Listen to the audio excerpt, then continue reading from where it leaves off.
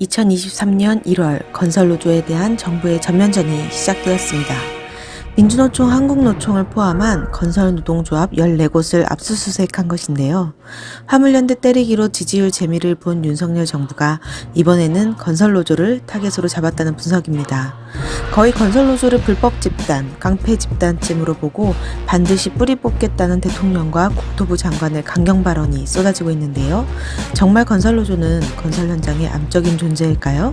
윤석열 정부가 보지 못한, 아니 보지 않는 건설 현장의 이면을 한번 파헤쳐 보겠습니다.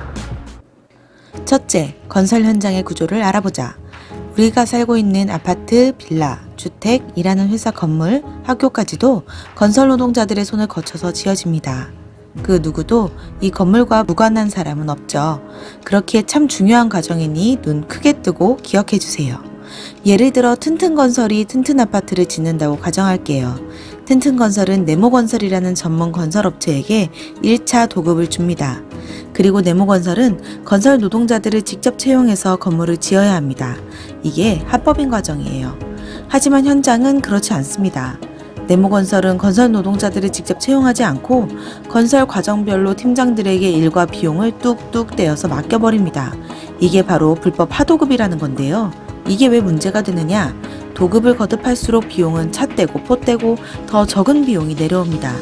그럼 팀장은 최대한 돈을 남기기 위해서 최대한 공사기간은 짧게, 자재는 최대한 싼 걸로 미숙련된 노동자, 저임금을 받고도 일할 수 있는 외국인 노동자들만을 쓰려고 합니다. 이는 건물의 부실 시공을 초래하는 건설 현장의 가장 큰 문제이며 건설 노동자들의 처우를 점점 악화시키는 계기가 됩니다. 저임금, 고강도 노동을 군말 없이 할 사람만 갖다 쓰는 거죠. 아파트를 사게 될 사람, 아파트에서 살게 될 사람, 아파트를 지어야 할 사람 모두에게 나쁜 결과를 낳게 되는 거죠.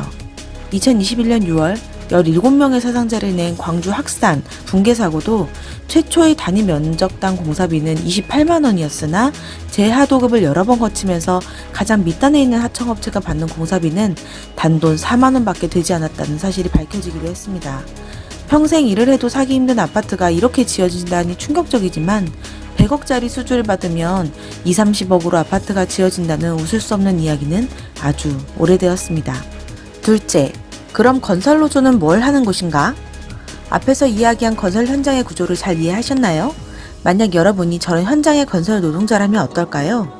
실제로 1960년대부터 건설 현장은 오야지, 팀장이라고 불리는 소개업체를 통해 일하게 된 노동자들이 많았습니다. 이들은 늘 저임금, 고강도, 장시간 노동에 시달리면서도 임금을 떼이거나 산재를 당해도 하소연할 곳도 없었죠. 한 현장에서 2, 3개월 일하고 나면 또다시 장기 실업 상태에 빠지기도 했고요. 그래서 건설노조는 건설노동자들의 고용 안정, 불법 하도급 근절, 적정임금 보상, 산재 근절 등을 위해 건설회사를 상대로 교섭을 요구했어요. 이는 건설노조 조합원만을 위한 것이 아니라 모든 건설 현장의 불법을 바로잡기 위한 교섭이었습니다. 실제로 건설 노동자들은 건설노조가 생긴 후 임금도 오르고 들쑥날쑥하던 노동시간도 적정시간으로 단축되고 실업기간도 줄어들었습니다. 노가다로 멸시받던 건설 노동자들의 한 줄기 빛 같은 출구가 열리자 많은 건설 노동자들이 건설노조의 문을 두드렸습니다.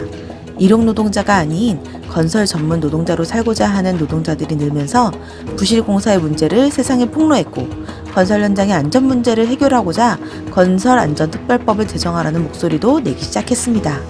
부실공사를 일삼던 건설 현장, 저임금 장시간 노동을 강요하던 건설 자본은 건설 노조의 눈치를 보기 시작했습니다.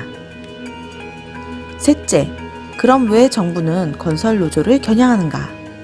건설 현장 노동자들의 지지와 요구로 건설 노조는 많이 성장했습니다. 건설 노조의 가장 큰 요구는 건설 현장의 불법을 근절하라는 것이었습니다.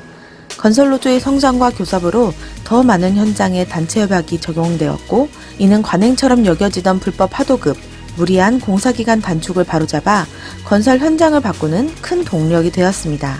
그런데 윤석열 정부 역시 건설 현장의 불법을 바로잡겠다고 하니 참 아이러니합니다. 윤석열 대통령은 올해 신년사에서 기업과 정부는 원팀이라고 말했죠. 건설업도 예외 없이 재벌 건설사들과 원팀이 되어 건설사의 무한 이익을 보장하고 싶은데 건설노조 때문에 예전처럼 건설사 마음대로 더 장시간, 더 싼 임금에 더 싼 자재를 써서 이윤을 남길 수는 없게 된 것입니다. 건설노조는 아까 말씀드렸던 전문 건설업체와 임금 및 단체 교섭을 합니다. 그리고 서로 합의한 단체 협약을 현장에 적용하기 위해서 일을 하는데요. 이를 두고 윤 정부는 채용 강요라고 하고 있습니다. 단협은 맺었지만 고용은 하지 않는다? 그 단협은 휴지 조각이 될 뿐입니다. 불법 천지 건설 현장에서 고용과 실업을 1년에도 몇 번씩 반복해야 하는 건설 노동자들에게 건설노조는 생계와 안전을 지키는 유일한 방법인데 이마저도 막겠다고 하는 것이 윤석열 정부의 계획입니다. 또한 공정거래위원회는 건설기계 노동자들을 노동조합이 아닌 사용자 단체라고 해석했고 임단협을 맺는 것은 공정거래법상 위반 행위라며 몇십억의 과징금 폭탄을 부과했습니다. 하지만 건설노조는 고용노동부가 교부한 노동조합 설립필증이 있는 합법노동조합이며 임금교섭, 단체교섭은 헌법에 보장된 노동조합의 권리입니다. 고용노동부는 노동조합이라 하고 공정거래위원회는 사용자 단체라고 하고 정부 기관들끼리도 엇박자가 나는 우픈 상황이네요. 건설노조를 압박하고 불법단체로 몰아세워서 사라진다면 누가 가장 이득을 볼까요? 부실시공과 산재사고 등 현장에 불법이 난무해도 이에 대응할 단체가 없다면 소모품처럼 헐값에 노동력을 쓰고 버린다면 가장 이득을 보는 자는 바로 건설 자본입니다. 이런 건설 현장의 구조와 업계 관행은 외면한 채 정부는 연일 건설노조 때리기로 지지율 챙기기에 열을 올리고 있습니다. 이번 건설노조 탄압이 성공하면 건설 현장은 어떻게 될까요?